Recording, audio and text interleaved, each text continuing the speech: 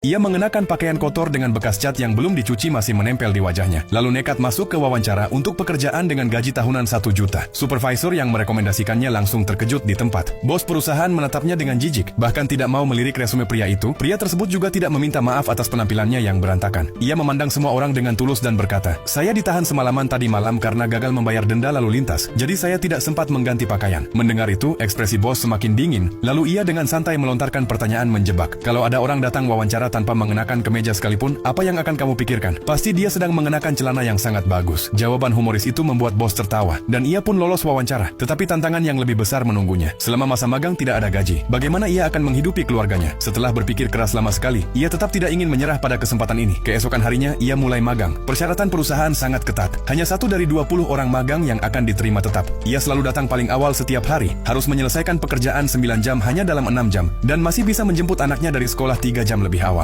Manajer selalu mempersulitnya, hanya memberinya tugas sepele seperti mengambil kopi setiap hari. Namun ia tidak pernah mengeluh. Suatu hari ketika ia menelepon klien penting, klien itu memintanya datang ke kantor dalam 20 menit. Ia segera bergegas keluar, tetapi dihalangi lagi oleh manajer yang sulit itu, yang memaksanya untuk memarkir mobil lebih dulu. Saat semua selesai dan ia tiba, ia sudah terlambat. Kesialan tidak datang sendirian. Peralatan terakhir rusak, dan tidak ada yang membelinya. Ayah dan anak itu tidak mampu membayar sewa, dan bahkan diusir oleh pemilik kontrakan. Akhirnya mereka terlunta di jalan, lalu mencari perlindungan di toilet umum. Malam itu ketika mereka berteduh di sana, seseorang mengetuk pintu. Sang ayah menutupi telinga anaknya dengan satu tangan dan menahan pintu dengan kakinya. Pria yang begitu tegar itu akhirnya pecah dalam tangis. Keesokan harinya, ia tetap pergi bekerja seperti biasa. Sepulang kerja, ia membawa anaknya ke penampungan. Larut malam setelah anaknya tertidur, ia begadang sendirian memperbaiki peralatan, membaca dengan cahaya redup dari jendela. Siang hari ia bekerja keras, malamnya ia berebut tempat tidur di penampungan. Ia menenggelamkan diri dalam belajar dengan tekun, hingga tiba waktunya menghadapi ujian penting. Ia cepat menyelesaikan tes lalu menyerahkannya. Saat hendak pergi meninggalkan perusahaan, bos menahannya. "Pinjami saya $5 untuk naik taksi." Pria itu terdiam. $5 mungkin tak berarti bagi kebanyakan orang, tetapi baginya itu sangat berharga. Meski begitu, ia tetap menyerahkan uang itu, lalu pergi ke rumah sakit untuk menjual darahnya. Uang hasilnya ia gunakan membeli peralatan dan bohlam. Malam itu, mesin yang lama rusak akhirnya kembali menyala, menembus kegelapan penampungan. Tak lama kemudian, ia berhasil menjual peralatan itu, mengatasi krisis dan pindah ke hotel. Pada hari terakhir magang, hanya 1 dari 20 orang magang yang akan dipertahankan. Apapun hasilnya, ia telah bertahan sampai akhir. Saat dipanggil ke kantor manajer, dengan gugup ia melepas kacamata, merapikan jaket, dan masuk ke ruangan sambil mencoba mencairkan suasana dengan bercanda. "Saya pikir hari ini saya pakai kemeja, soalnya hari terakhir. Besok pakai lagi." "Deh, bagus, karena besok akan jadi hari pertamamu kalau kamu mau bekerja di sini sebagai broker. Kamu mau, Chris?" Segala ketekunan dan penderitaannya akhirnya terbayar pada saat itu.